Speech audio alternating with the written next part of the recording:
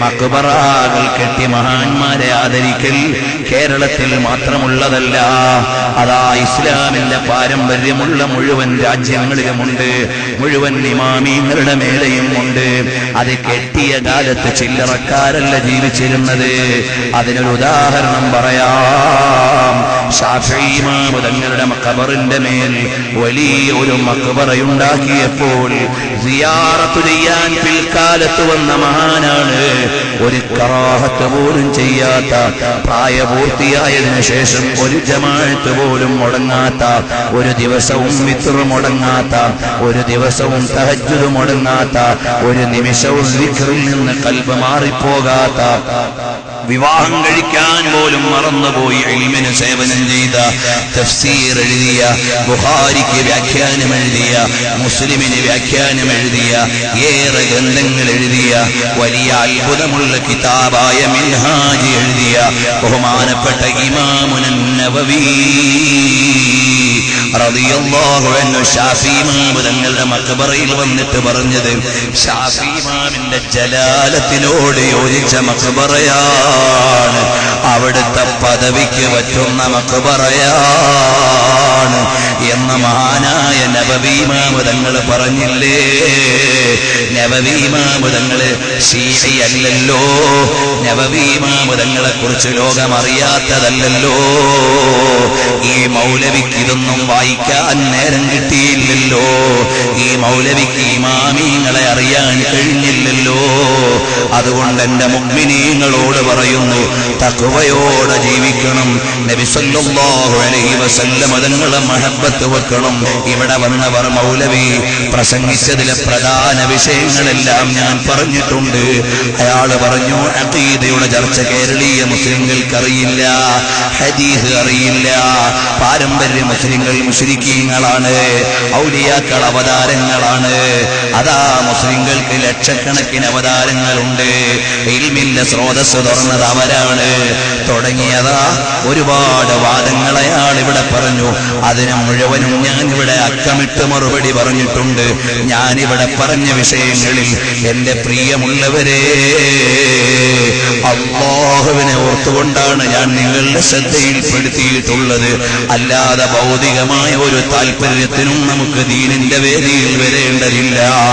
ഈ ദീൻ ആർക്കും കച്ചവടം ചെയ്യാനുള്ള ദീനല്ല, ഇതാരുടെയും താല്പര്യത്തിന് വെട്ടിമുറിക്കാനുള്ളതല്ല.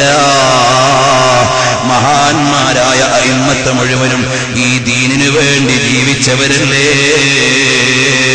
എന്റെ പ്രിയമുള്ള മുഅ്മിനീങ്ങളെ, അതാ ഇന്ന് ചില ആളുകൾ മഖബറയിൽ നടക്കുന്ന അനാചാരങ്ങൾ നമ്മുടെ മേൽ വെച്ച് കെട്ടാറുണ്ട്. എന്നിട്ട് ഇവിടെ വന്ന മൗലവി പറഞ്ഞത് പ്രേതങ്ങളെ വിറ്റ് കാശാക്കുന്നു എന്നാണ്. എന്തൊരു ഭാഷയാണ് പറയട്ടെ. എന്നിട്ട് ഇവിടെ വന്ന മൗലവി പറഞ്ഞത് പ്രേതങ്ങളെ വിറ്റ് കാശാക്കുന്നു എന്നാണ്. എന്തൊരു ഭാഷയാണ് പറയട്ടെ. ശറഅ അനുവദിച്ച സിയാറത്തല്ലാതെ ഒരനാചാരത്തിനും ഞങ്ങൾ കൂട്ടില്ല കേട്ടോ. ഏതെങ്കിലും മഖബറകളിൽ അനാചാരം നടക്കുന്നുണ്ടെങ്കിൽ ഞങ്ങൾ അതിനെതിരെ സംസാരിച്ചവരാണ്, ഞങ്ങൾ അതിനെതിരെ ബന്ധപ്പെട്ടവരെ അറിയിച്ചവരാണ് കേട്ടോ. ഭീമാപ്പള്ളിയിൽ അതാ ഉറൂസിനോട് അനുബന്ധിച്ച് അനാചാരങ്ങൾ നടക്കാറുണ്ടായിരുന്നു. ഞങ്ങൾ അവിടെ പോയി പ്രസംഗിച്ചവരാണ്. അതുപോലെ കാഞ്ഞിരമറ്റത്ത് പോയി അവിടെ നടക്കുന്ന അനാചാരത്തിനെതിരെ ഞങ്ങൾ സംസാരിച്ചിട്ടുണ്ട്. മയ്യത്തിൻകരയിൽ മുമ്പ് അനാചാരങ്ങൾ ഉണ്ടായിരുന്നു. എന്റെ പ്രിയപ്പെട്ട പിതാവ് അവിടുത്തെ ഖതീബായിരുന്നു. അവിടുത്തെ നീണ്ടകാലത്തെ പ്രവർത്തനം അൽഹംദുലില്ലാഹ് അവിടുത്തെ അനാചാരങ്ങളില്ലായ്മ ചെയ്യാൻ കഴിഞ്ഞിട്ടുണ്ട് കേട്ടോ. ഇതുപോലെ ഞങ്ങളെ കൊണ്ട് കഴിയും പോലെ ഞങ്ങൾ ചെയ്യുന്നുണ്ട്. ഞങ്ങളല്ല മഖബറ കമ്മിറ്റിക്കാർ. മിക്ക മഖബറ കമ്മിറ്റികളും അതാ ജാഹിലീങ്ങളായിരിക്കും, അല്ലെങ്കിൽ ദീനിനെ വിറ്റ് കാശാക്കുന്നവരായിരിക്കും. അതിന് ഞങ്ങൾ ഉത്തരവാദികളല്ല. ചിലപ്പം മൗനം ദീക്ഷിക്കുന്ന ചില മൗലവിമാരുണ്ടാകും, അതിനും ഞങ്ങൾ ഉത്തരവാദികളല്ല. ബാത്തിൽ കണ്ടിട്ട് വായടച്ച് കൈകെട്ടി നടക്കുന്നവരുണ്ടാകാം, അവരെ കൊണ്ടാ അതുകൊണ്ടാണ് ഈ സമുദായം കേടുവന്നു പോയത്. അതുകൊണ്ട് ബാത്തില് കണ്ടാൽ ഇദാ ളഹറൽ ബിദ്അ വസകതൽ ആലിമു ഫഅലൈഹി ലഅനത്തുല്ലാഹ്. തെറ്റുകൾ കണ്ടാൽ എതിർക്കേണ്ടത് ഉലമാഇന്റെ ബാധ്യതയാണ്. ഇവിടെ വിവാഹങ്ങളിൽ അനാചാരം നടക്കുന്നുണ്ട്. ഉത്തരവാദിത്തപ്പെട്ടവർ അതിനെതിരെ ഇറങ്ങിയിട്ട് പ്രവർത്തിച്ചാൽ മാറ്റം വരുത്താൻ കഴിയും. അതുപോലെ വിവാഹവുമായി ബന്ധപ്പെട്ട് പല അനാചാരങ്ങളും കടന്നുകൂടുന്നുണ്ട്. ഉത്തരവാദിത്തപ്പെട്ടവർ അതിലേക്ക് ശ്രദ്ധ തിരിയേണ്ടതാണ്.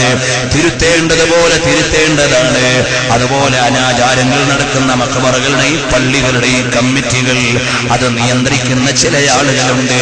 അവരല്ലേ ദീന് ചിന്തിക്കേണ്ടത്? ഞങ്ങൾ ഞങ്ങളുടെ കഴിവിൽ നിന്നുകൊണ്ട് നിയന്ത്രിക്കുന്നുണ്ട്. ഞങ്ങളുടെ ആലിമീങ്ങൾ നേതൃത്വം കൊടുക്കുന്ന മഖാമുകളുടെ പരിചരണമുണ്ട്. അവയിലത്ത് തങ്ങളുടെ മഖബറയുണ്ട്. അവിടെ ഒരനാചാരവും നടക്കാറില്ല. അതുപോലെ ഞങ്ങളുടെ മഹാന്മാരായ പണ്ഡിതന്മാരുടെ നേതൃത്വത്തിലുള്ള കമ്മിറ്റികൾ നടക്കുന്ന പരിപാലന സമിതികളിൽ കഴിയും പോലെ എല്ലാം നിയന്ത്രിക്കുന്നുണ്ട്. അതല്ലാതെ കയ്യൂക്കെടുത്ത് അധികാരത്തിന് ഞങ്ങൾക്കിവിടെ കഴിയില്ലല്ലോ. അതുകൊണ്ട് ആ മഖബറയിൽ കണ്ടില്ലേ ഇങ്ങനെ, ഈ മഖബറയിൽ കണ്ടില്ലേ ഇങ്ങനെ, അവിടെ കണ്ടില്ലേ വിരലിന്റെ മഖബറ, ഇവിടെ കണ്ടില്ലേ കല്ലിന്റെ മഖബറ. ഇതൊന്നും യാഥാർത്ഥ്യത്തെ മറച്ചു വെക്കാനുള്ള മൂടുപടമല്ല. കഅബാലയത്തിന്റെ മുറ്റത്ത് നിന്ന് 27 രാവിലെ മത്താഫിൽ നിന്ന് ഇഹ്റാമിന്റെ വേഷത്തിൽ പിടിക്കപ്പെട്ട കള്ളന്മാരുണ്ട്. ഒരിക്കൽ ഞങ്ങൾ റമദാനിലുള്ളപ്പോൾ പോലീസുകാർ പിടിച്ചുകൊണ്ടു പോകുന്നു. മത്താഫിലാണ്, 27 രാവാണ്, റമദാനിലെ പുണ്യമുള്ള രാത്രിയാണ്, ഇഹ്റാമിന്റെ വേഷത്തിലാണ്, പോക്കറ്റടിച്ചതിനാണ് പിടിച്ചത്. അതുകൊണ്ട് ആരും മക്കത്ത് പോകണ്ടെന്ന് പറയാൻ പറ്റുമോ? തവാഫ് ചെയ്യണ്ടെന്ന് പറയാൻ പറ്റുമോ? കഅബ അവിടെ വേണ്ടെന്ന് പറയാൻ പറ്റുമോ? ഇല്ല. അനാചാരങ്ങൾ നിയന്ത്രിക്കപ്പെടണം, ആചാരങ്ങൾ അനുവദിക്കപ്പെടണം. ഇബാദത്തുകൾ അതിന്റെ ചിട്ടയിൽ നടക്കണം. അല്ലാഹുവിന് തഖ്വയോടെ ജീവിക്കണം. അനാചാരങ്ങൾക്ക് ഞങ്ങൾ ഉത്തരവാദികളല്ല. എന്റെ മുഅ്മിനീങ്ങളെ, വരുന്ന റമദാൻ നന്നായി ഉപയോഗപ്പെടുത്തണം.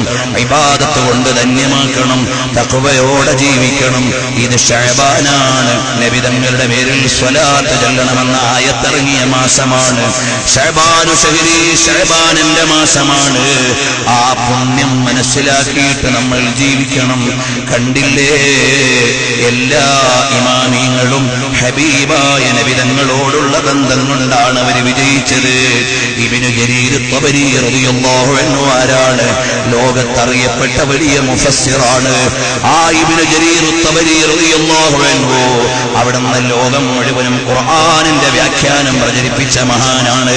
മഹാനവർകളെ പിൽക്കാലത്ത് പറയുകയാണ്, എനിക്കിതിനുള്ള തൗഫീഖ് കിട്ടിയത് എങ്ങനെയെന്നറിയുമോ?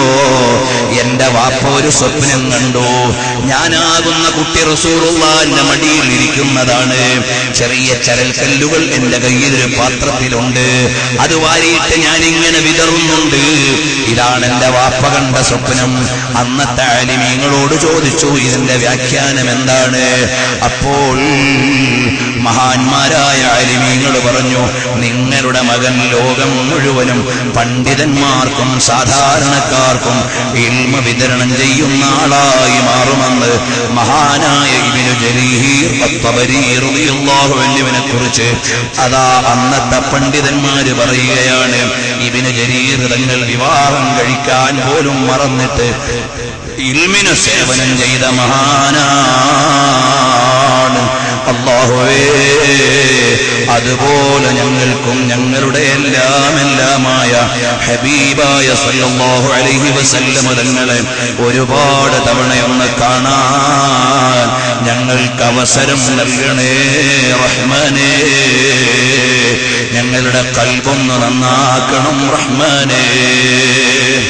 പ്രിയമുള്ളവരെ, ഒരു 10 തഹ്ലീൽ ചൊല്ലിയിട്ട് ദുആരക്കണം. നമ്മൾ ഇന്ന് മരണപ്പെട്ടു പോയ ഒരുപാട് പ്രവർത്തകരും നേതാക്കളും ഒക്കെ ഉണ്ട്. അതുകൊണ്ട് നിങ്ങൾ എല്ലാവരും നല്ല ഇഖ്ലാസോടുകൂടി ദുആ ചെയ്യണം എന്ന് ഓർമ്മപ്പെടുത്തുകയാണ്. തേവലക്കരപ്പള്ളിയിലെ മുഅദ്ദിനായ ഇബ്രാഹിം കുട്ടി മുസ്ലിയാർ ലോകശൈലിയിലാണ്. അല്ലാഹു തആല ശിഫയാക്കുമാറാകട്ടെ. അതുപോലെ തന്നെ വാഫിച്ചായുടെയും വാപ്പപ്പായുടെ ആണ്ടാണ് തൽഹത്ത് മുസ്ലിയാർ. അല്ലാഹുവേ, അവരുടെ ഒക്കെ ഖബർ നീ സ്വർഗ്ഗമാക്കണം, ദറജ ഉയർത്തണേ റഹ്മാനെ. 3.5 വയസ്സുള്ള മുഹമ്മദ് സഅദ് എന്ന കുട്ടിക്ക് ക്യാൻസർ